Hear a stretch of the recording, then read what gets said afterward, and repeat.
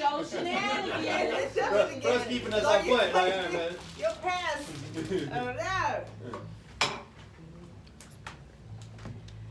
Welcome back. Welcome back. Oh, sure, Justice Show. It's Jackie Ray Phillips here on YikesRadio.com. Thank you, Mr. Dash. How are you tonight? That's our social sounds of the owner of this establishment here. And so we're going to just get this train. We had some exciting outtakes. Thank you to our Facebook viewers and listeners. I know you had an exciting time. Lori, can you just continue on and maybe allow our listeners only to get a wind of this? You know, it was very interesting at the midway. Shenanigan moment. Shout out to Renee, who's just in Morocco. Sorry. Hey. Hey, Renee. Morocco. Frida is going to get over there soon. Her and Jillian Badiat. I see he's been yeah, right. Boom shot. They want my girl, y'all. They want my God. You want a Morocco girl? Frida is going to Morocco. My husband is over there. Your husband? Apparently. Did I tell you this, Christian? Yes. Okay, it's You know Bill his name. Jayat. Bill who Jayat wants Frida. What does he say? So does Mehind Be. He wants you too. Does he not? You know who I'm talking about. Don't play with me. Where to God? You don't even play with me. You know what I'm talking about, don't you know? That was cute. You know what I'm talking about, don't you? I do. You do You're know not what I'm on talking my about. She page. know what I'm talking about. You're not on my page. I'm telling you. No, not on You're this page. around this part. Girl. What is happening? People tune in to Frida Russ's As the world turns. What is Yeah. happening on the page? There are some gentlemen callers, I will address them as, that apparently are friends of our beloved sister, Renee Bustos. I can't pronounce your last name. Yeah, that one. And ever since the show we did with her, Immigration. yeah, 90 Day immigration, Fiance. they have, yeah, like, they just like blew my, but first she showed me, even when we were here, they was like, who's the black one? Yeah, they want Frida Rock, girl, on her, huh? Right? They're in my inbox, they own all my She had to block pictures. this one fool. Yeah. This week he got wicked with it. She said, and out to hooda.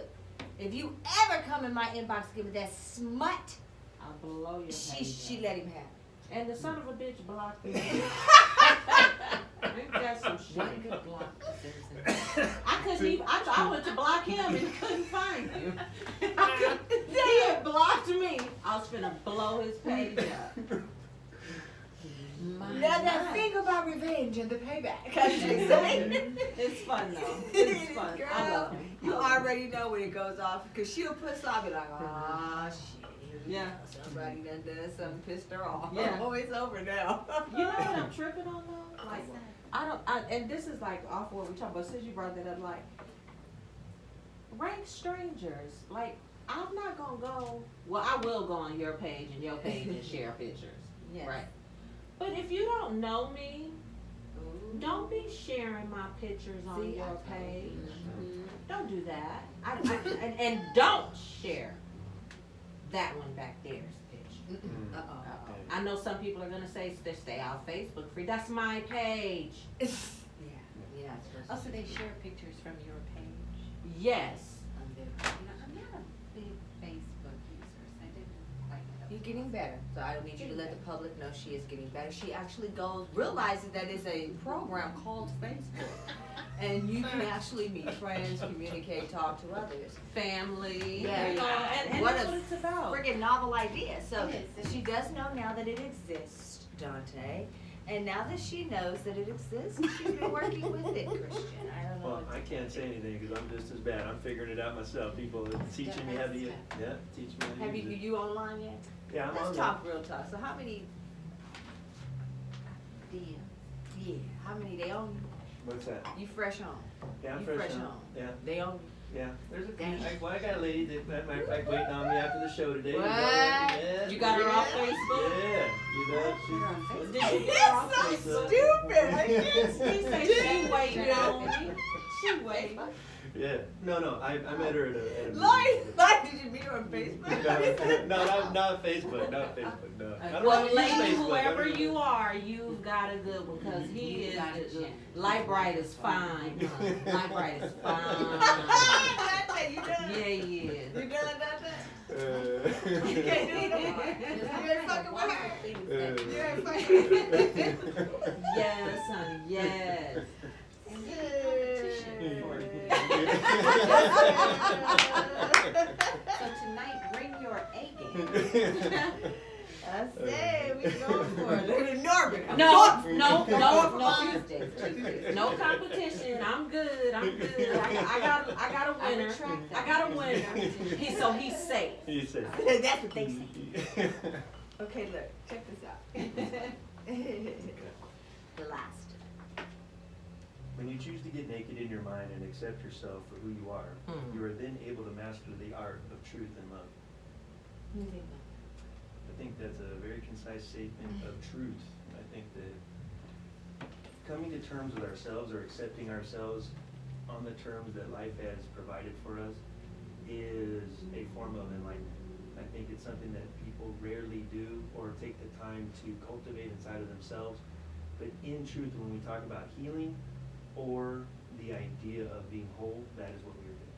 We're coming to terms with it and just accepting it as it is. And not only being comfortable with it, but knowing that the person that you are today stems from all of the things that you've experienced, not just the good things. The most impactful, amazing people I've ever met in my life would be the people that have overcome their own actions and deep traumas in their life. And from that experience, they have insights into their own humanity and other people's humanity in ways that most people that haven't struggled or have faced strife in life don't understand. And they give back the most, even though a lot of times we've taken a lot away from our community. I would say that they give more back in return than they've taken away. Appreciate that. And you know what else too, just in that same vein, right? When oftentimes we experience trauma and you know, just horrible things can happen to us. And when you're in the process of recovering, if you will, you know what I mean, and forgiving, right? A huge part of that most oftentimes we as humans cannot accept is that part that we have to accept the role that we played in whatever bad things happen to us. Because if you don't do that, you half-assing this whole recovery and redemption thing. You know what I'm saying? And I find it really hard to get that point across to others that I work with every day, or women that I sponsor. You know, something can happen to you when you're young, or you know, as a young adult or something like that. Let me just use an example. So you go to a party, or you know, you chopping it up, you having a good time, you having drinks, and stuff happens, and say somebody gives you a roofie, right? And you end up in a really precarious situation, and you get assaulted. You know what I mean? At some point, if you want to really, really heal from that, you're gonna have to take responsibility for your role, because you played a role. Right. Takes nothing away from the horrible thing that happened to you. But if you don't take responsibility for your role in it, then history is going to repeat itself. You don't learn the lesson. Do You we really understand what have I'm saying? responsibility? Oh, and absolutely. accountability for it? Absolutely. And But what if it's done out of a trauma induced? I'm sorry, Christian. Huh. What if that action was trauma induced? It's You know what I'm still, saying? because as adults, when we go through traumatic experiences as a child, not totally not responsible for those, you know what I mean? But as an adult, or say we go through traumatic things as a child, and when we become adults, right? You still have to learn to take responsibility for your part, or you will not heal. That girl that got the roofie, slipped in her drink, and the bad thing that happened to her, you know, How was that yeah, her I fault? was at the, well, She was there. She was probably entertaining this individual. You know what I mean? She probably had a little bit too much drink. Probably, I'm saying. I don't want nobody But is that wrong? to get on here and But think the I'm blaming the responsibility person. be that I have no accountability. Do you know, I mean, and this is interesting to me because I work in a university setting with the traditional age of 18 to 25, and all they want to do is have sex. And we get some crazy stuff, you know, and from things where I agree, depending on this one case, I'll make it brief. But the synopsis is, young man, young woman, had been in a relationship, were living together, right? And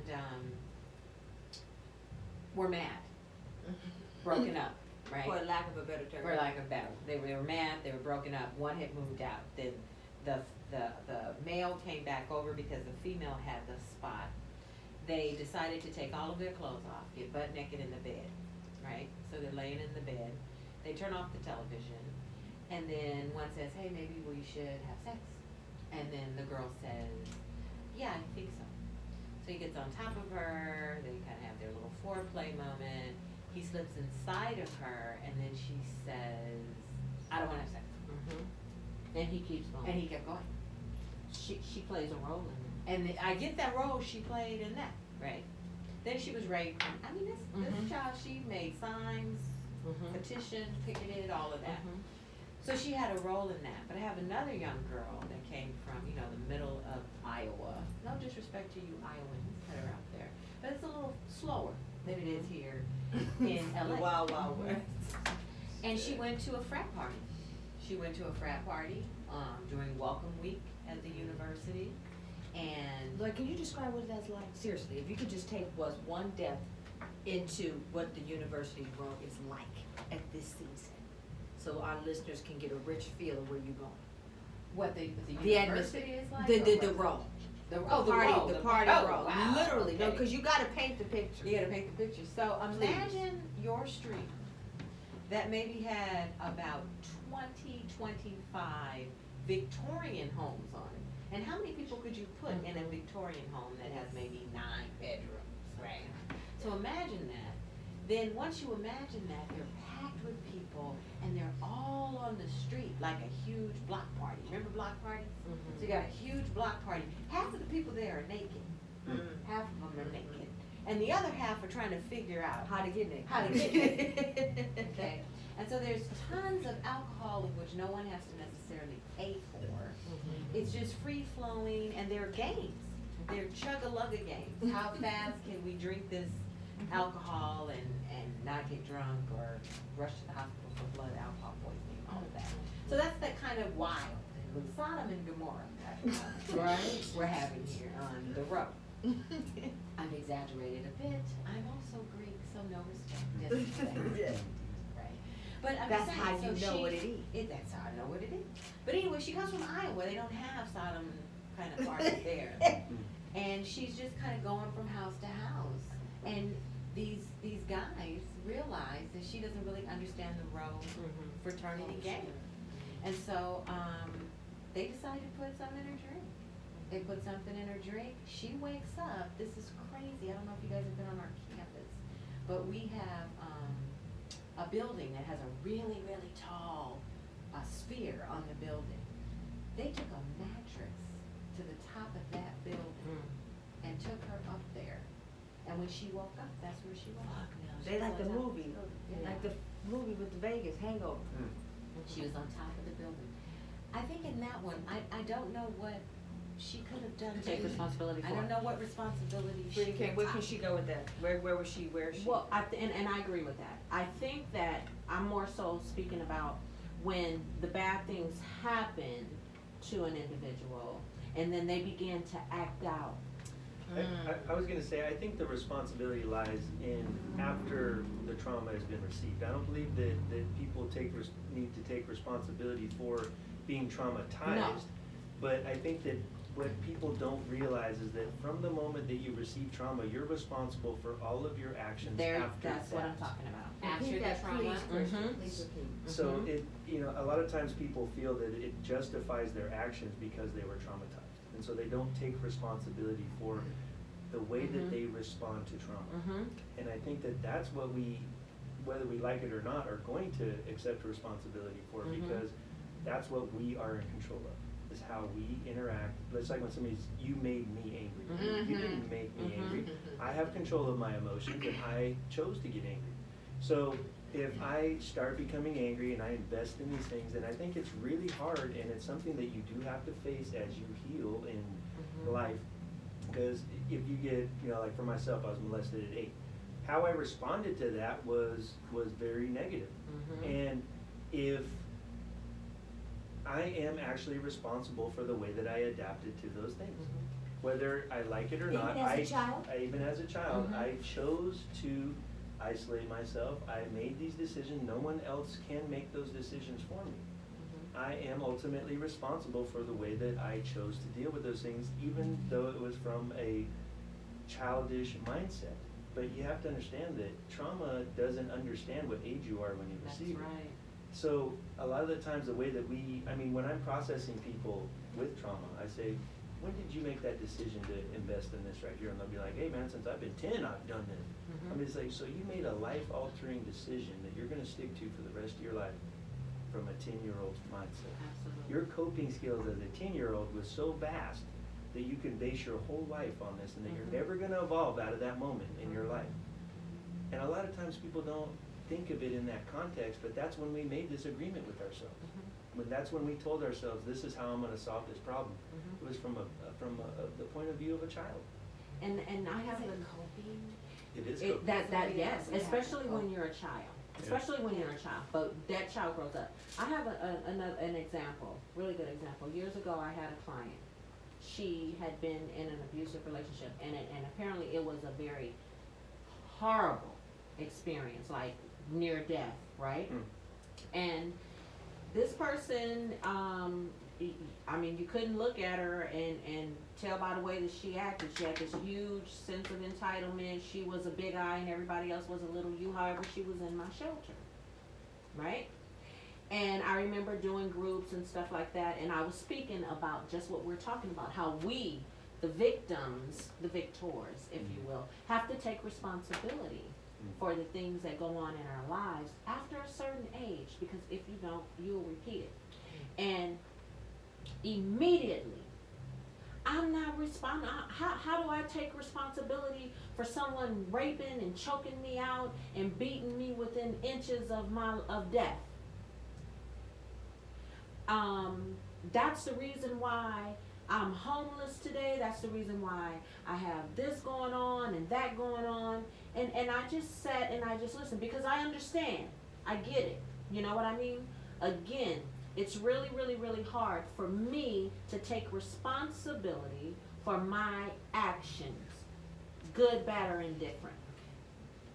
And after she went on her rant, she really went on one. She was angry with me. How fucking dare you say that it's my fault that I ended up in a place like this. I said, well, after you got out of the hospital, and it was a bad beatdown, like it was horrible. After you got out of the hospital, where did you go? How much longer did you stay? How many more beatings did you take? How many beatings did you take before this one that almost killed you? You chose him. How about that? Let's go back before any beating. You chose him. It makes people even more angry. But that's because, you struck a nerve. And that's what I try to do. I try to, provoke thought. Spark the interest. Yeah, you have to, and if you can do that, if you can get somebody in that frame of mind who's in that type of cycle, You know what I mean? Everything that has ever happened to me is as a result of what this person done to me. No, baby, that person done this to you, that person is wrong, and that person should and will pay dearly. But once that trauma is over, your actions from that day forward, you're responsible for. Right, and for somebody to really, so say in that context, for her to really own that, she actually has to own where that decision came from. And that is what she doesn't want to face. Absolutely. And that doesn't justify anything he's done. No. But what it does do is it talks about that responsibility in our healing process It puts where we the go. onus of the healing on. But that's where the anger comes now, because for her to face that, she has to face the trauma. Yeah. And that's what you don't want. Yeah. That's what you don't Yeah, want. that's hard. It's ugly, it's hard, and it's, like I said, it's the greatest, it's the thing you fear the most. Because you did everything other than face it in your whole life. I'll share something with you. I think I've shared it with Jackie, right? Just real quick. I'll speak from the I perspective. I was 15 years old and I was raped. Yeah. Compton High School, leaving off campus, going and smoking bud. You know what I'm saying? Just doing things that I shouldn't have done, been Right. doing, right? And it wasn't until I got into the process of recovery that I was able to realize that I played a huge part in what happened to me. Because had I kept my black ass at school, Right. I wouldn't have been in that house. Right. So do you understand what I'm saying? How you have to own Yeah. your part in any and everything that happens to you, good, bad, or indifferent. You have to own it, and especially when you're trying to heal. Hell, you have to take on the abuser shit sometime. You know what I'm saying? If you want to heal and heal fully. If you want your power back. Yes. If you want your power back in life. Yes. You have to be willing to take ownership of everything in your life, whether it's minor or major. Yes. Because then you realize that you actually are in control of your life. Mhm. And that's a very empowering thing Mhm. to have that epiphany. It is a very hard thing to do, but and I think Very that hard. when we're not willing to face our traumas or to look back at them in that context, I mean, that's how somebody like me sits in a courtroom when I've killed somebody, and I blame the family for That's their. right. I mean, I'm so insecure and so inadequate inside that I feel weak. So that justifies all of my actions of violence. Mhm. And that, because I feel weak in that moment, it justifies why I could harm you, because I feel like I'm defending myself. When in fact, I'm attacking you unjustly. Mhm. But from that perspective of trauma, you feel like you're the one that is justified in your actions. Hence the reason we deal in trauma-informed care, Right. because those still waters run deep. Right.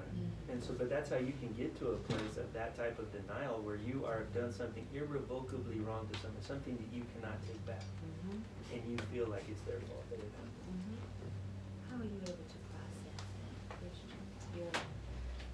Your success in that? I'm looking at it, I think it's awesome work. Well, it's been an incredibly long journey, and I mean, I've been very blessed to have people in my life that really cultivated the ability to have those moments. You know, I made direct amends to the survivor of my crime. I went to prison. For people that don't know my story, I went to prison for a home invasion, execution, murder, and then a robbery after that. And the person that I killed was somebody that was just at the house, that did not have anything to do with the problem that I had with the other person that I did try to kill, and he lived. So it was a horrible, vicious, intentional crime that earned me the sentence of life without the possibility of parole in prison. And I really shouldn't be here, as we were talking about earlier. You know, I was commuted by Governor Brown. I've been out of prison for 7 weeks, a little over 7 weeks now, and I did 25 years in prison. But during that time, I had the opportunity to make amends to the survivor of my crime, the direct survivor of my crime. And it was something that really hit me when I saw another friend of mine go to the board that wasn't supposed to go to the board, and the family was so angry and so overwhelmed, and I thought, man, it's been, for that guy, it was 23 years. And I go, these people are just as angry as the day that they went to court and had to deal with these. And I realized in that moment that they don't ever really heal because they get stuck. And so say that there's 5 stages of healing after somebody is traumatized. There's the anger, there's the grieving, there's the bartering, there's the, you go through these 5 stages. And then the last one is acceptance, and then you can move on with your life. I realized that the way that society cultivates these things and the way that our culture really lets people stay inside of their trauma. Because if you're just angry 23 years later, you have not been encouraged or helped to actually heal as a human being. You're stuck within this trauma.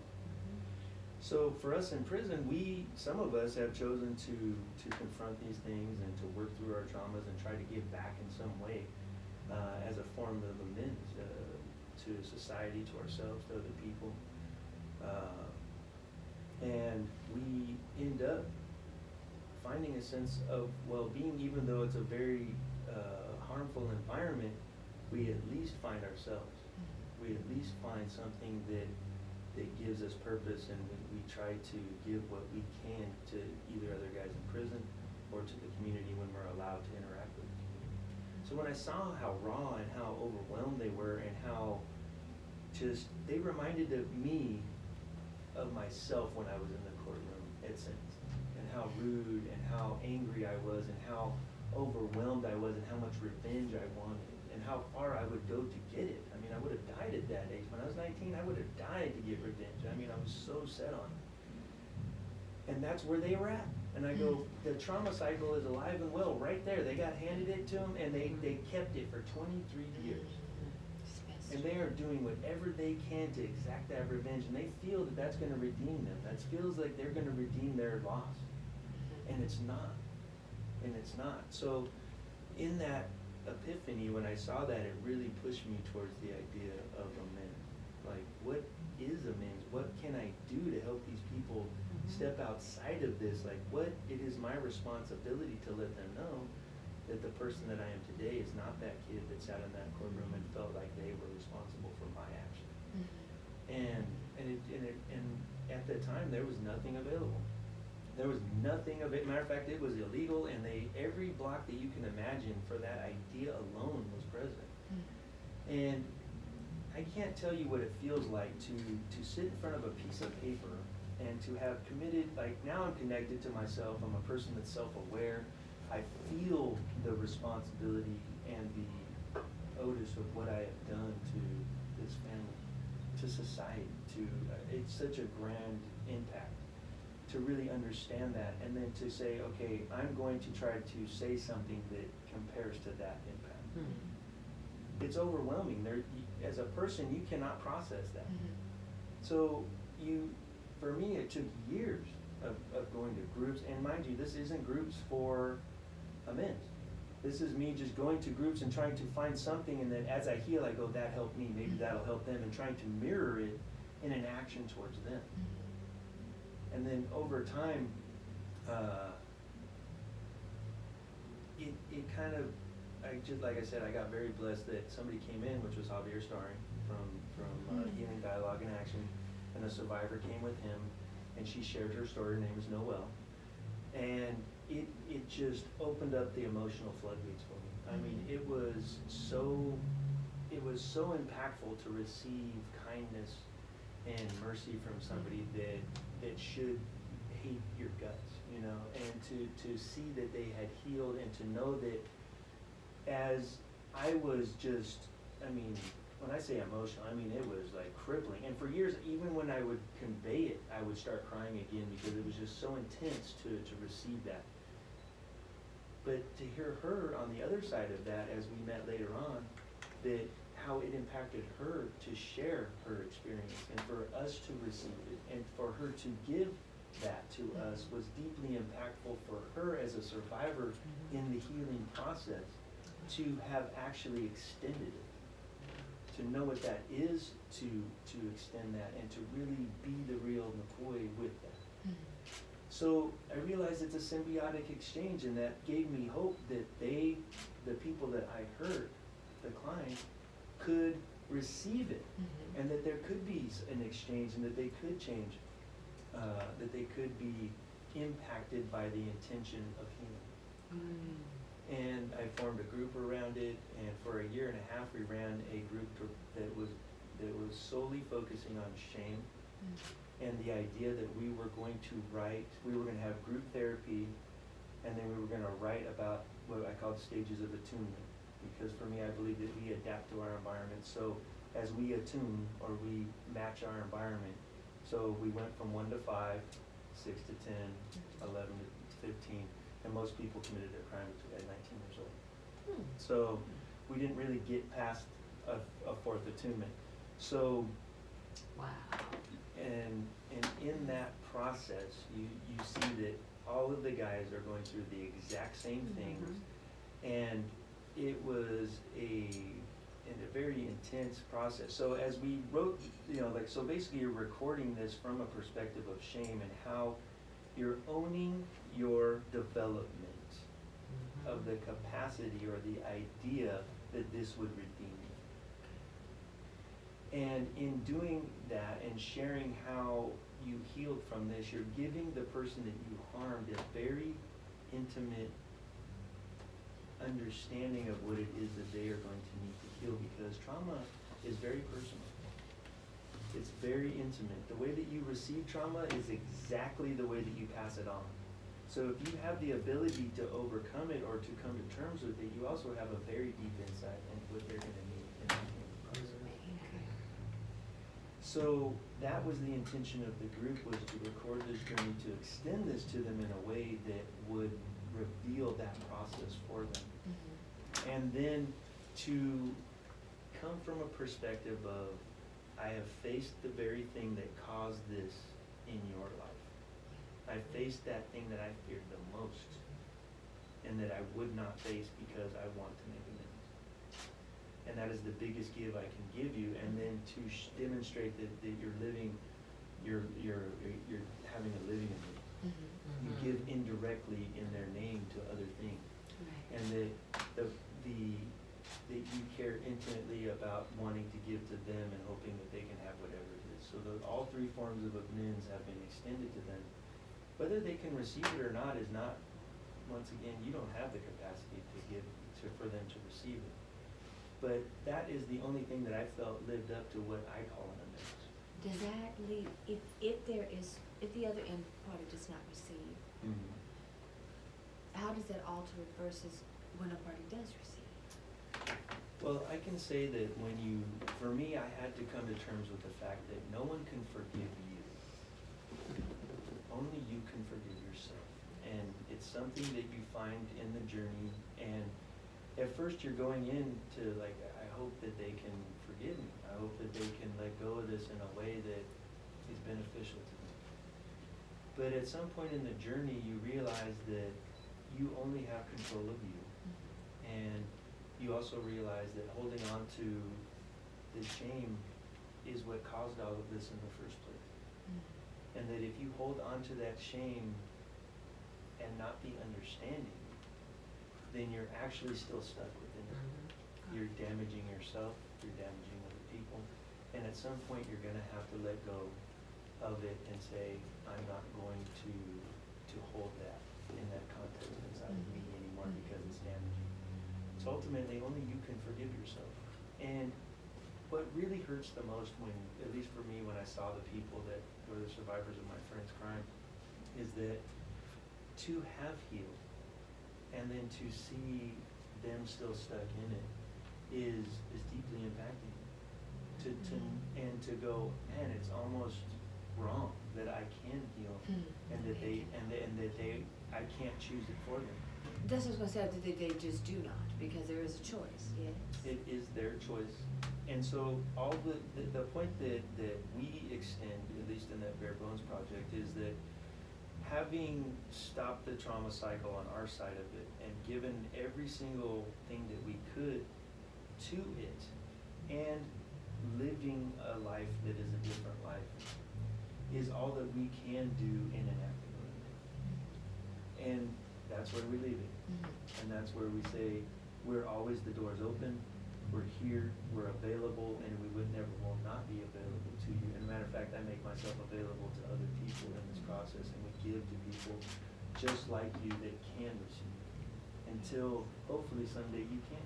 Yes. And so it's just the power of intention. And so when I first went into this project, I mean, people that were pros in it for 35 years looked at me and they kept trying to barter with me. Now, Christian, how about if you just make amends to somebody else that had a similar crime like that? Is that good enough for you? And I'm like, no, it's not good enough. I need to extend this to the people. And they go, that's illegal, right? And I go, I know, but that's what we're doing. And I said, what are they gonna give me? Life without the possibility of parole? What are they gonna do, man? I'm locked up, it's You have already died. And it turned out that it did. It ended up going all the way to CNN with Van Jones. We did a big interview. We recorded it, and the power of that is so impressive to me, because so many people. The survivor of my crime's name's Gunner, and his family was opposed to him coming in and doing that. I mean, everybody. I mean, Patrick, who's the person I killed, his girlfriend was. Everybody was opposed to it. And even after he did the VOD with me, the victim offender dialogue, they were still opposed to it, even though he had an amazing thing. But when they saw it, it changed their hearts and minds, and a lot of them were like, I can let go of this now. So it's powerful work. So even though I can't extend it to them, slowly but surely, people that were impacted by this crime are able to let go as they can see it. And I have no doubt that if they ever see that show or they have an interaction with me, that even if they can't accept it in that moment, they will receive something that slowly changes that time, that gives them that opportunity to push it the other direction and to make that decision to come back to humanity, to make that connection again, and to be whole, ultimately. So the interest anyway has changed. A new outlook was part of the ad, right? About redemption being a new way of thinking, and a new outlook and thinking of the scripture. You can't put new wine into old wine. So we have to promote the change and redemption, right? Redemption's been a powerful word here in poetry. It has. It has taken on its own life form in its own way. It has. And you being here tonight is just another evidence of that. And so we thank you so much for you coming on tonight, Christian. It's been an honor. So could you tell us one more time about this organization which you are affiliated with? So all of that work that I was just discussing was facilitated through Healing Dialogue in Action, and it's a nonprofit organization that works with the survivors of violent crime and the offenders of violent crime, hoping to heal both sides of this fence to stop this cycle of trauma in our communities as a whole, and to help people that have been traumatized or affected by it to heal. The name of it is Healing Dialogue in Action, and the executive director is Javier Starr. And we encourage you, whether you're an offender or a survivor, to please contact us and get involved, and to know that this work is an act of redemption. It is something that it heals other people and heals you. Amen. Thank you for that. Okay, so we're gonna go to the parole board. All right. Boom. So was it your routine, go to board, kind of get down? Was it the routine? I got to go to board, yeah. Okay, so you go to board, right? So Yes, I did. you was ready? I was ready. You had everything? It was ironic because for years when I wasn't going to board, we prepped people for board. Okay. And so in a lot of ways, we were making the programs that people were going to go to the board. So I felt very comfortable going to the board. So you were ready? You were board suitability ready? I didn't know, it's just like everything in life, I didn't know if I was gonna get found suitable or not. Because there's a lot of things that go into suitability that are outside of your actual change. But I went in knowing that I was showing up my best self, and that if I got a denial that day, it wasn't because I wasn't ready to be. Was this your first time? I went to board one time and went home, yeah. Shut the door. Wow. Absolutely. Yikesradio.com. So when you get a sentence of life without the bill, I guess it says it, right? But when you get that sentence of life without the possibility of parole, you don't go before the board at all. I'm thinking Ever. that you go, you No. know, they're still kinda Life just without- tracking your progress. you Not know. at all, No. not at all. And that was the thing that weighed heavy in my favor was that I had done more programming than people that were going to the board when I never was going to the board. I'd created programs, I ran an art room for a decade in prison, we donated to countless charities over the years. We did exhibits in art galleries, we've, done parole work, we've done amends projects. I mean, we were very proactive and trying to give back to the community without ever having the opportunity of going home. So inadvertently, that ended up being the biggest cosign for me because without ever having the chance to go home, I was doing it for the right reasons. You didn't work out the Right. game because you For do work. decades, so. Okay, so dress out clothes day. Talk to us about that. That Was it exciting? It was awesome. And they, matter of fact, I have the video of it. You guys can see it when I stepped out with my aunt and Javier were out front, and it was surreal. It was so surreal. They, for some reason, a lot of times when people get out, they have head trips or whatever. For whatever, I haven't had them since I got out. I feel comfortable with people. I don't have the decompression issues. Those are very real from guys that are coming from much harder facilities. I was at a programming facility for a very long time, and I was very proactive, as I said, so I kept myself out of that negative thinking. That was the key. That was the key. So I That ended was up, the key. by running an art room, that's like a business. So I basically ran a business for 10 years. I got up at the same time, did the work every day, came back, was in a dog program for 5 years, training dog, like being active and social in that way, I guess climatized me for coming out of prison and adapting better than people expected. But where you don't adapt is with technology, with like, I still want to do everything for free. Like, that was a privilege I had in prison, was that I didn't give to anything I didn't want to give to. And I had that choice. And it's an honor to have that choice to be like, you can't buy me. You either impress me or you don't, and that's it. And I will not give to you. And I had that choice, and it was something that I considered a freedom. So coming out, that is contradictory to society. So I don't do art anymore. I still do it in the same context I did it in prison. I only do it if I want to do it. And if it makes money, cool. But it's not from the need of money. I won't make that a need. So, to me, it's a therapeutic tool because, as we talked about shame, when you use art, so say you go to a disadvantaged community, and most people there do not have a voice. They don't feel heard, or they don't feel the things that they feel are relevant to other people. So you go into that space and you say, okay, I want you to be introspective. I want you to think of something that's unique or something that you think is impactful in your life. And then you describe that, you articulate it, you refine it. And then you find symbolism that brings that into a more universal language. Like when you see a baby cry, we all feel the same thing. When you see, a mother hugging, their kid, like you have symbiotic feelings whether you like. And so with imagery, you find that universal language. And it's something that really speaks to your heart as you do it. And then when you extend it out to a community, what happens is a lot of times, and especially when you're facing things that are shameful, like say it's rape, or say that it's molestation, or say it's violence, or it's games, or like whatever it is that you feel deeply moved by is usually something that's taboo or separate from what is in the common, discussion. What happens is it's almost a soft serve of that group therapy, because as it's presented out, you realize when people come up and they relate to it, you're like, oh my God, I'm not alone over here. You know what, this person that I would have never thought could relate to this relates to this. And then they have this connection, and then there's this idea of, I'm connected to my community. I'm connected to other people. It's a very powerful tool in our communities. And so I choose to keep it in that context so that it doesn't fall into the line of money. It doesn't really affect monetarily. So, those things mean a lot to me, but as far as the board, yes, it was fun, it was great to get the dress outs, I love my dress outs today, it feels good to be free, and it was completely unexpected, it really was. You speak about miracles. Yes, this is a miracle. I'm a living miracle.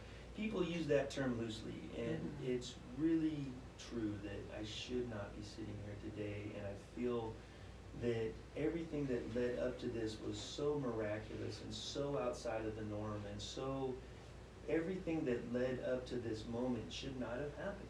I should not have made amends. I should not have been, if you saw the prison context in which I did all of those things, the art room, this was in a hostile environment where they did not support programming, they did not want those things to happen, and yet these people, I found people in there that did invest in these things and did allow me to do these things, and in there you have no control, you have to be allowed to do things. So it's so remarkable that those things transpired at all, and then for the governor to find me out of this needle in a haystack and say, you can go, because out of all of the commutations that I'm aware of, and I could be wrong, and even if it isn't, it's a very slim margin of it, is that my case was not one that had mitigating circumstances. Meaning, I did a first degree murder, and period.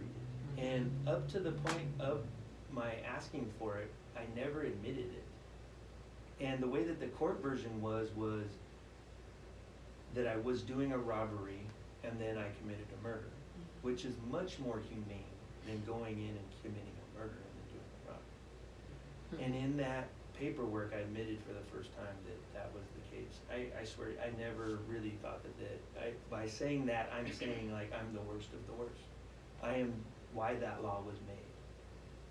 But the power of this is that shows you that somebody that has the capacity to do that at 19 years old can become who I am today.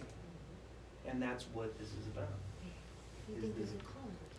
And that There is. and that people can change from the worst thing that you've done in your life. You can become the best thing that can be done in your life. And Look that, at God. Gaily. Man. that's what it's about. 2 minutes, Dougie Fresh. Can these people believe in Miss Lori G. Frida Ross? Awesome. Dante, you had a good time tonight? This was an incredible show. I know. It I was know, all I'm so intimate and humble. nice. I'm so humble. It's just like, man, yeah. Well, you must come back again, Chris. You guys can't get rid of me now. You brought me Right. on the right night. I'm sticking around. You know what I mean? You done initiated me. I'm in. We have a planning meeting with these 2 beautiful ladies over here, so we're gonna get that I'm available. back part 2, the power of the P part 2. Oh, On boy. the docket. You better hurry up and start dating Yeah, those boys, so you can have some yeah. good input on that I'm shit. good at it. So Advertise. Trust A little roundabout. Yes. What we looking like that?